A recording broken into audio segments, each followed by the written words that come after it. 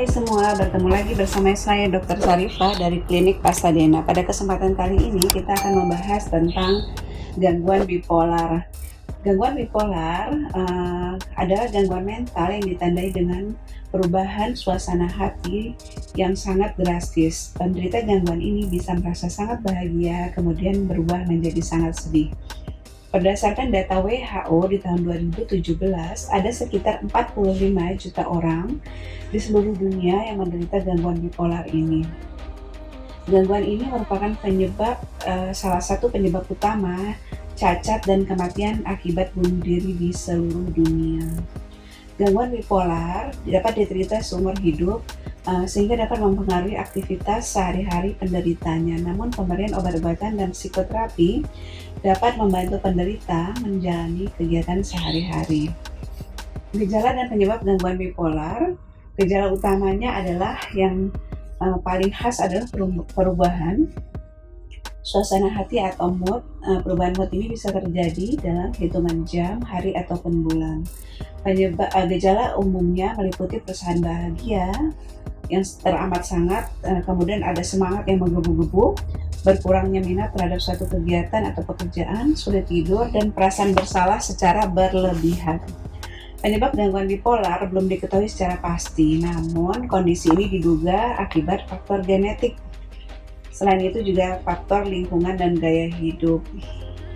Gangguan bipolar ini juga diduga berkaitan dengan adanya perubahan neurotransmitter atau cairan kimia di otak dan adanya gangguan fungsi saraf di otak.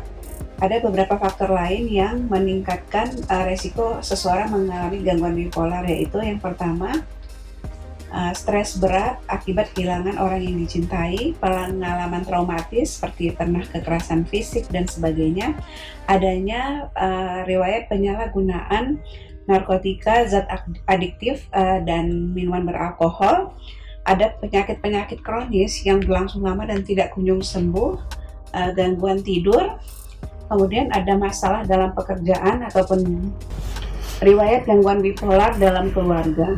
Gejala utama bipolar adalah perubahan suasana hati yang ekstrim. Pada tahap awal, gangguan bipolar umumnya menimbulkan gejala fase mania yang lebih ringan atau hipomania. Perubahan mood pada gangguan bipolar ditandai dengan dua fase, yaitu fase mania sangat senang dan depresif itu sangat terpuruk. Fase mania ditandai dengan perubahan mood yang mendalam dan berlangsung setidaknya selama 1 minggu. Senang atau bahagia, bicara lebih sering dan sangat cepat, percaya diri dan yang sangat berlebihan, keinginan tidur menurun, sering membuat keputusan yang tidak realistis, serta bertambahnya nafsu makan.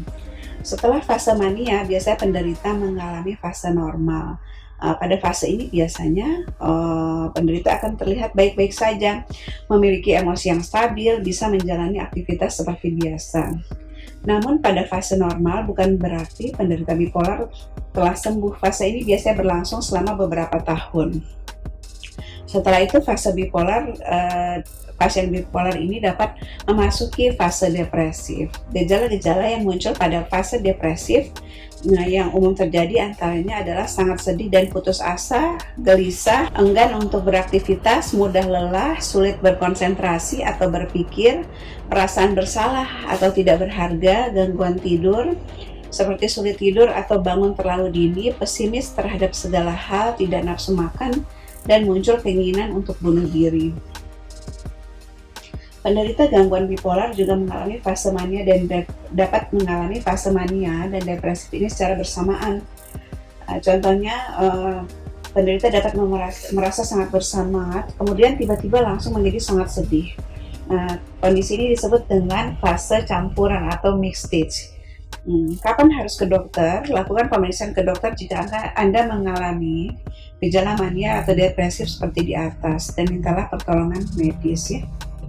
Kemudian diagnosis gangguan bipolar. Gangguan bipolar didiagnosis saat dokter mulai melakukan sesi tanya jawab tentang gejala yang dialami, riwayat penyakit dan keluarga, termasuk riwayat gangguan bipolar dalam keluarga. Untuk mendiagnosis kondisi psikologis pasien, dokter akan meminta pasien mengisi suatu kuesioner Kemudian hasil pemeriksaan tersebut akan membandingkan gejala yang ditemukan pada pasien dengan kriteria gangguan bipolar pada DSM-5 acuan global ataupun internasional. Kriteria menunjukkan pasien mengalami gangguan bipolar dapat dilihat dari fase mania, hipomania, atau fase depresif.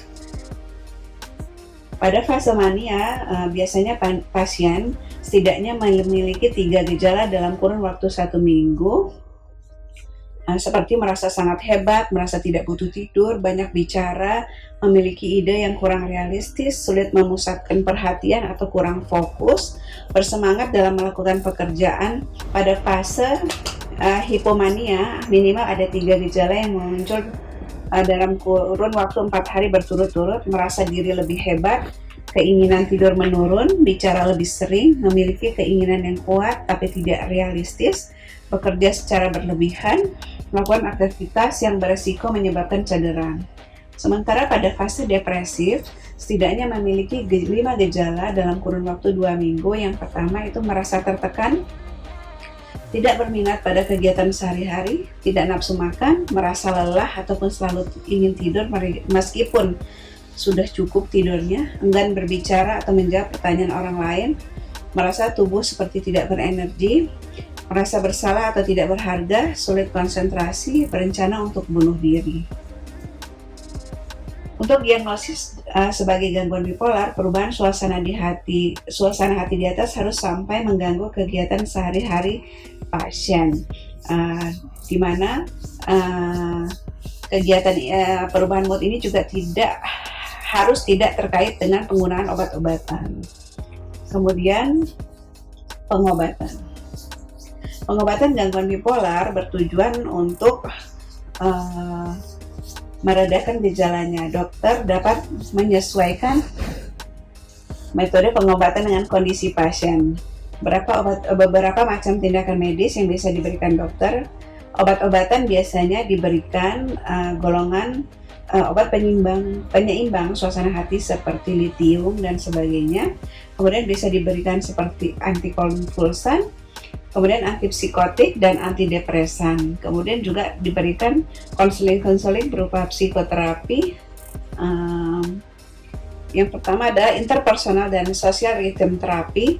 Terapi ini bertujuan untuk mengatur pola aktivitas pasien sehari-hari seperti bangun tidur, makan, dan sebagainya.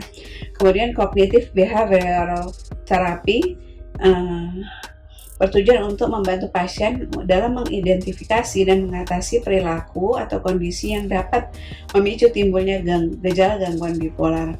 Psikoedukasi. Dokter akan memberitahu pasien hal-hal yang terkait kondisi yang dideritanya.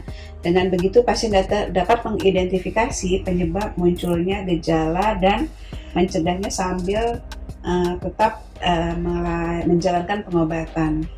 Pada penderita gangguan bipolar yang dapat mengalami fase depresif, biasanya akan mempengaruhi kehidupan penderitanya, bahkan menimbulkan masalah yang lebih serius.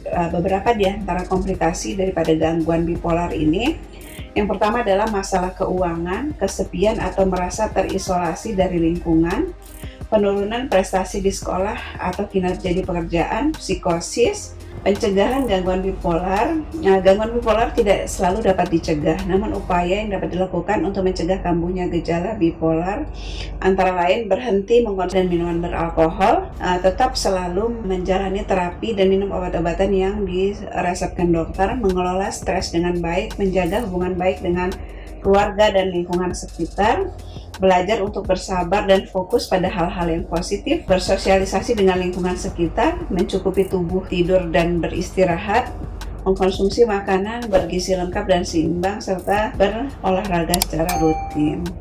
Demikianlah informasi tentang gangguan bipolar yang dapat saya bagikan kali ini. Sampai jumpa di video berikutnya.